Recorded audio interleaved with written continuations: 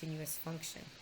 And if I'm trying to graph it, I want to figure out how this would look if it was increasing in concave down. Well, if you look at the concave down graph, the part that's increasing, it looks like this. Up to 8/3, it looks like that. And then I want to be concave down and decreasing. That would be this side, so it would look like that. Weird. So what I know is because my first derivative does change signs, right here, I do have a relative extrema at 8/3, and you can tell from my picture, the type of relative extrema I'm going to have is there's going to be a relative max at 8/3. I would need to find the output of that 8/3. It's kind of a little bit painful. It ends up being 32 over 3√3. Well, whatever that is. Root 3 is a little smaller than 2. So it's like 32 divided by something smaller than 6. I don't know. That output might be around somewhere around 6-ish. So 8/3 is a little bit smaller than 3. And that height here would be a little bit smaller than 6 or somewhere around there.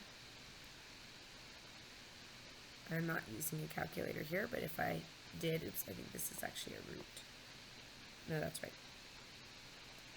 If I did, I could find out what decimal equivalent that is. But that's my relative max. This is my relative max. It'll actually also be my absolute max. Not that that was being asked for in this problem. Remember, this 4 is an endpoint, and so I want to match what I thought I would have from my derivative chart. And so my graph looks like that. That was a lot of work to get to that. And so what you're going to see with these curve sketching problems is your homework might not be 20 problems. It's shorter. For some curve sketching portion, you might only have a handful because they take time. They do both the first and the second derivative and the analysis. All right, example 3. Without a graphing calculator, we are going to sketch h of x is equal to -2 times x to the power of 2/3. We will include all key features. Well, one key feature that I find very helpful is the y-intercept. If I plug in an input of 0, I'm going to get an output of 0. My y-intercept is right here. By the way, that's also an x-intercept. And in fact, if you set this function equal to 0 and solve, you would get that x is also 0. So the x-intercept is also 0. So at the origin, we have both an x and a y-intercept, and that's the only x and y-intercept. And I think it is helpful to place that. Now, this problem is a lot easier derivative because we just have to use power rule. So the first derivative is -4x to the -1/3. To find the critical value, I'm going to go ahead and set that derivative equal to 0. And so there is no way for this critical value, or for this first derivative to equal 0 because we have a constant on the numerator, so we can't make that numerator equal 0. However, we do have an undefined value on the denominator. So the critical value here would be at x is equal to 0 because that's where h prime is undefined. This is a possible extrema. Critical values are possibly going to be extremas. All right, the second derivative, I will take power rule from the first derivative, and I'll get 4/3 times x to the power of -4/3. And so what I end up with is, I did this wrong. That's really funny. This original derivative is -4/3. That's awesome. So then this would be +4/9. No, that was not even true either. This would be positive. Oh yeah, +4/9 times x to the -4/3. That's awesome. I'm doing fantastic. All right, I'm going to move my variable down to the denominator. And again, there's no way for this numerator to ever equal 0. So the derivative, the second derivative, cannot equal 0. But I have a possible point of inflection where the second derivative could be undefined, which is also at x equals 0. It is very rare for a critical value to be an extrema and at the same time for that same x value to be a point of inflection. It can happen, but oh my gosh, it's super rare. Maybe something like this. I had a student who for years I said, oh, they can't be the same. And he goes, what about that picture? Because for that picture, that relative max is also a place where the concavity changes. And so I went, oh, well, never mind, I was wrong. But really my only point of interest here is 0. So I'm going to make a table where I am looking and examining both the first and second derivative and seeing how that impacts the function h. And I'm going to be looking both to the right of 0 and the left of 0 to see if their sign changes. Because that's how we'll know if a critical value is actually an extrema or not. And that's how we'll know if we actually do have a point of inflection. Plus we can also find the concavity. So that's going to be useful. If I look at my first derivative and I pick values to the left of 0, I always have a numerator on the denominator. The cube root of a negative would be a negative times a 3 on the denominator would keep that a negative. I'd have a negative over negative, which is a positive. And so h will be increasing to the left of 0.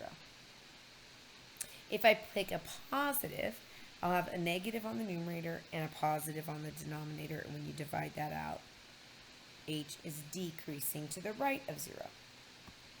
Looking at the second derivative, I have a positive, and then my numerator will always be positive. You might notice that there's that even power.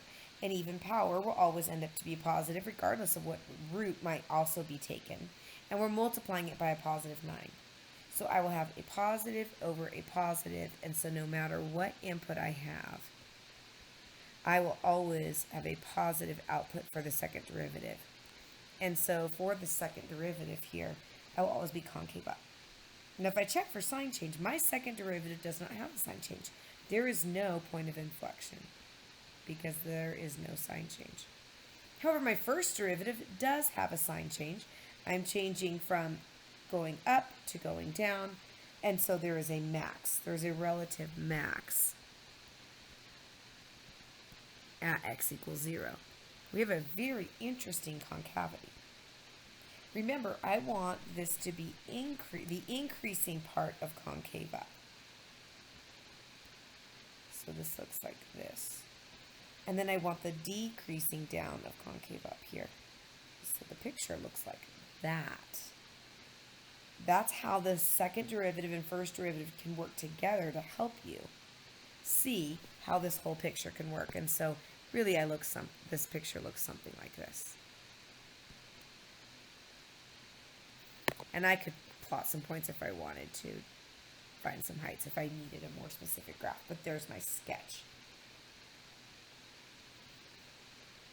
Number 4, this picture looks awful. You might look at it and go, oh, it's a W because it's a fourth power. I would say that fourth powers rarely work out to be really nicely shaped W's, although it can happen. Quite often they are very oddly shaped W's and sometimes even look like kind of U's with like very, very wide kind of portions of the U at the bottom. So don't get too fixated on the fact that you think, oh, this is a W. This might look like a very interesting W, but that still can be a helpful idea. Okay, so for this particular one, I'm going to start again. This would be a challenge to find the x-intercepts because I don't want to factor that personally, so I'm going to abandon that idea here and decide I'll get my information another way. And then my y-intercept goes pretty easy when I plug in all of the zeros for the input of x. My y-intercept's -4. So that's kind of a nice point for me to have on this graph. Now, if I remember correctly, this picture, we get some kind of large numbers, so I might even impact that scale a little bit and just say maybe -4 is right here. And that's just because I've already done this problem. Otherwise, you might not know that, and you might have some adjusting to do with your graph. Well, this problem actually gets nicer when you take the derivatives, so I'm going to go for it. So my first derivative, I'll use the power rule. X to the third minus 3x squared minus 9x and plus 27. I'm going to set this derivative equal to 0 and factor. I'll factor by grouping. And make sure you take out that negative when you factor out the 9 from the last two terms. And so I'll end up with x minus 3 times x squared minus 9. And I am going to also factor the x squared minus 9. And what I'll find out is that although I have 3 different factors, 2 of them are repeated. And so I just have critical values at x is equal to positive 3 and also at x is equal to negative 3. Those are possible relative extrema. Okay, so those are points of interest. Taking the second derivative from the first derivative, I'll get 3x squared minus 6x minus 9. I'm going to set this equal to 0. I'll factor out the greatest common factor first to make my life a little bit easier. And then I can find my points of inflection from the factored form. So the possible points of inflection.